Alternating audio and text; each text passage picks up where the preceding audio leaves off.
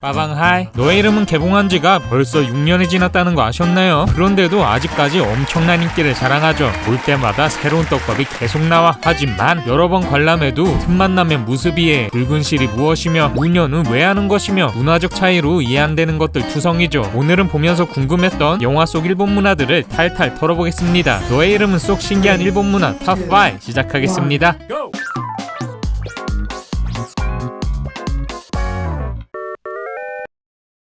너의 이름은 하면 먹방을 빼놓을 수가 없죠. 가정식 팬케이크, 조각 케이크, 조금 열받지만 이 피자, 기차역에서 먹었던 떡꼬치, 그리고 대망의 라멘까지. 하지만 가장 맛있어 보이는 건 바로 도시락 아니겠습니까? 이 비주얼 보이시나요?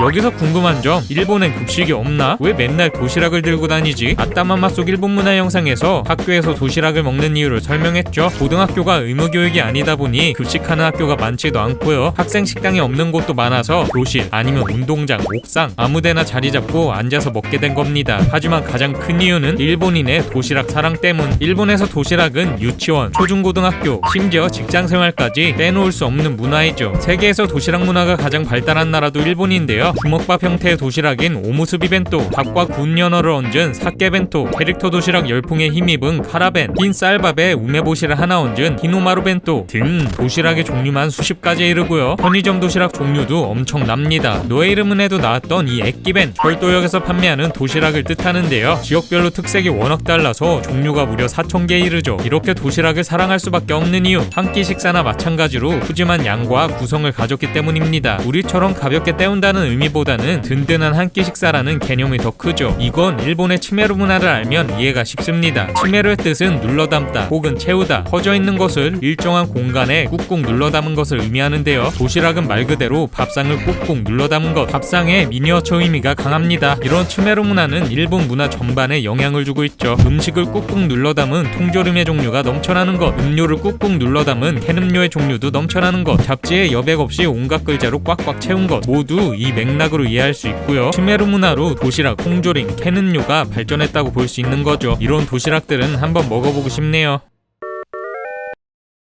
지난 영상에서 소개했던 무스비, 이것도 무스비, 저것도 무스비, 뭔만 하면 무스비로 퉁쳤는데요. 영화라는 게 우연의 연속이라지만요, 다 운명이라니까 이해가 되지 않았죠. 하지만 여기에도 문화적 차이가 있었습니다. 우리가 눈여겨봐야 하는 건 바로 이 붉은 실. 무스비의 뜻은 매듭이고 그 매듭의 주인공이 이 붉은 실이기 때문이죠. 대체 이게 뭐길래요? 이건 운명의 붉은 실로 불리는 전통적인 클리셰입니다. 고대 중국 월화노인의 이야기에서 나온 게 그 시작인데요. 이후 우리나라에는 청실홍실, 인도에는 붉은 청과 현장, 일본에는 새끼손가락의 붉은 실로 변형, 아시아 곳곳에 퍼진 설화이죠. 우리나라에서는 모르는 사람이 대부분이지만요, 일본에서는 우리나라의 선녀와 나무꾼처럼 모르는 사람이 없을 정도입니다. 내용은 이렇습니다. 옛날 옛적 한 마을에 아주 아름다운 여자가 있었습니다. 언제부턴가 한 남자가 매일 밤 그녀의 방에 들어갔는데요. 정체를 숨긴 이 남자, 밤에는 어두워서 보이지가 않지, 해가 밝기 전에는 사라지지, 도무지 정체를 알 수가 없었죠. 그러던 어느 날 여자는 임신을 하게 됩니다. 그 소식을 듣고 깜짝 놀랄 수밖에 없던 부모님. 딸이 임신을 했는데 남자의 얼굴, 이름, 그 어떤 것도 알지 못하다니요. 그래서 부모님은 그날 밤 바닥에 붉은 흙을 뿌려놓고 남자가 왔을 때 옷에 실을 연결하라고 합니다. 작전은 대성공. 여자는 남자가 떠난 후 뒤를 쫓아갔는데요. 정체는 충격 그 자체였습니다. 그 남자가 도착한 곳은 신사, 그것도 그곳에서 모시는 신이었죠. 그 후 붉은 흙이 묻었다는 의미의 붉은 실은 소중한 사람을 연결해주는 상징이 됐습니다. 이처럼 일본에서는 고대부터 주야장천 이어져 오던 클리셰였죠. 너의 이름은에 붉은 실이 나왔을 때도 또 붉은 실이네, 당연한 클리셰로 받아들였다는 이런 장면들 역시 해피엔딩의 복선이기도 한 셈입니다. 이제 조금 이해가 되네요.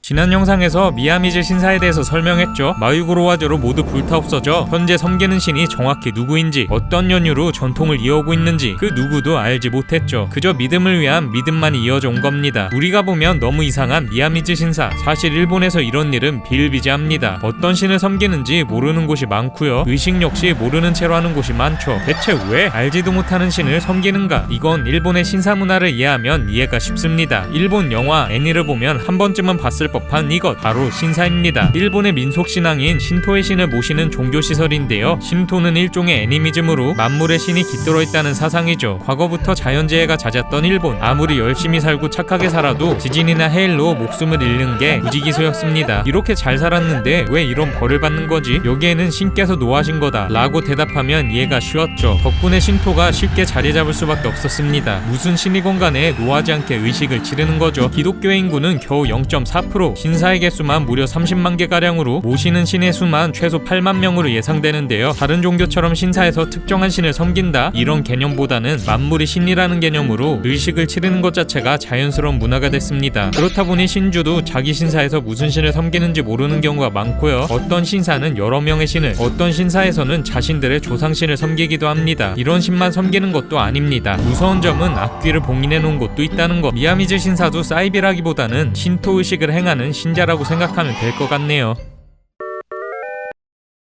일본 영화 애니에 틈만 나오면 나오는 축제에서 사과사탕 먹고 불꽃놀이 때 고백하는 거 이미 익숙한 클리셰이죠. 물론 너의 이름은 에도 나왔는데요. 축제날에 이 사달이 났습니다. 여기서 궁금증, 정말 일본 사람들은 맨날 축제를 할까? 네, 맞습니다. 일본에서 축제는 빼놓을 수 없는 문화이죠. 이것도 신토에서 비롯된 문화인데요. 정식 명칭은 마츠리입니다. 손을 들어 제물을 바치는 모습을 뜻하는 마츠로에서 파생된 단어로 신사에서 신을 섬기는 일종의 제사에 가깝죠. 원래는 종교적 행사였지만요, 많은 사람들이 즐기면서 축제화된 케이스입니다. 마츠리의 주체는 보통 지역의 신사, 아까 얘기했던 것처럼 신사의 개수만 30만 개, 그렇다 보니 마츠리도 많을 수밖에 없죠. 1년 내내 전국 각지에서 축제를 한다 해도 과언이 아닙니다. 지역마다 시기마다 각각 다른 특징을 가지고 있는데요. 공통된 특징이라면 바로 이 야타이, 이렇게 생긴 노점 보셨죠? 이걸 야타이라고 부릅니다. 일본인들은 신들도 북적이는 장소를 좋아한다고 생각했는데요, 사람들을 모이게 할 목적으로 먹거리를 판매한 게 그 유래입니다. 3대 메뉴는 야끼소바, 다코야끼, 그리고 사과사탕. 앞에 두 개는 평소에도 많이 먹는다 치지만요, 사과사탕은 왜 마츠리마다 등장하느냐? 큰 의미가 있다기보다는 워낙 애니 영화에 많이 등장하니 유명해서 유명해진 케이스입니다. 자매품으로는 금붕어 건지기가 있죠. 이것도 마츠리 나오는 장면엔 99% 등장한다는, 왜 온갖 작품에 축제가 나온지 아시겠죠?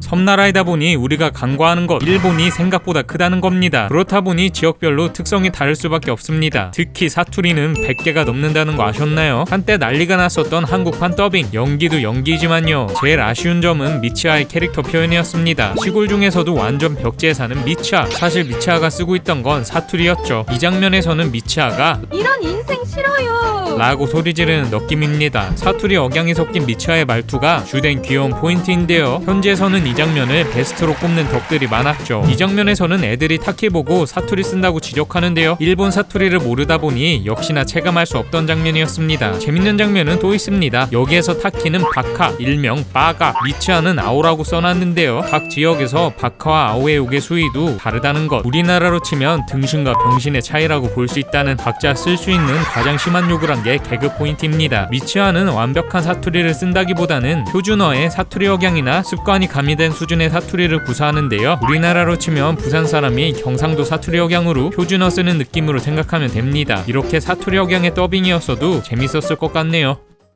참 비슷한 듯 싶으면서도 우리나라와 아예 다른 일본 문화를 이해하니 이해 안 됐던 장면도 다시 보게 되네요. 사투리 미치아 보급 시급합니다. 아무리 아직 통과제리 속 동심 파괴 장면 영상을 안 보신 분은 이어서 봐주시고요, 영상이 재밌었다면 좋아요와 구독하기, 그리고 알람 설정을 꾹 눌러주세요. 그럼 다음에 또 봐. 유재석